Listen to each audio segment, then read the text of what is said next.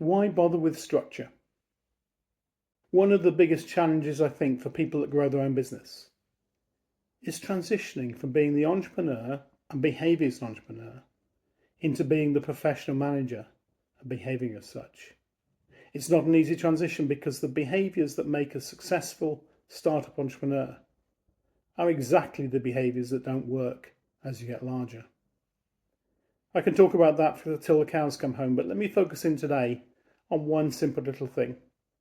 The idea of having managers, of having a structure in the organisation.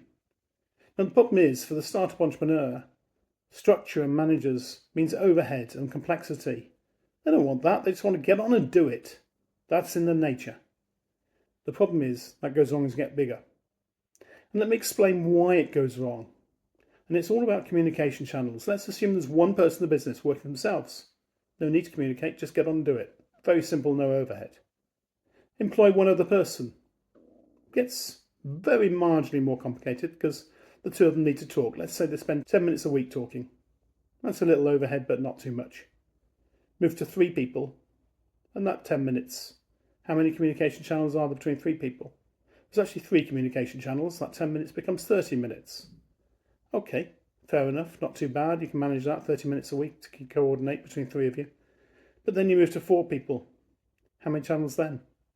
Turns out there's 5 channels of communication between 4 people. So it's 50 minutes, nearly doubled.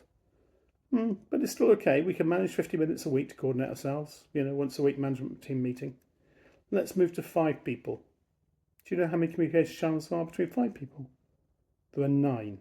Okay, so that's an hour and a half coordinating during the week. Can you see where this is going? The more people, the more communication channels they are. And they're not just linearly more. It doesn't go up in line with the number of people. It goes up faster than the number of people. So by the time you've got to 7 people, you've got 22 communication channels. 22 communication channels, that takes 4 hours a week to coordinate. Okay, just about doable. 7 people working together. But then, dangerous. You start to grow, you're very successful.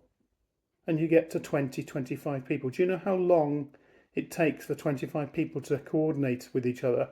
Assuming just 10 minutes a week for each communication channel needs to happen.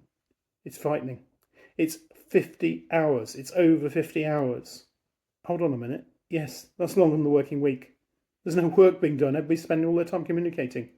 No wonder the phase of growth from 5 or 10 people to 20 or 30 people is challenging, because you have to employ managers to make that work. It's not a choice. You have to do it. But it does allow you to grow, so it is worth doing. It just goes against the culture of the startup entrepreneur who hates management, hates overhead. Entirely correctly, by the way, but nevertheless you have to accept that it's part of scaling your business. That might be provocative.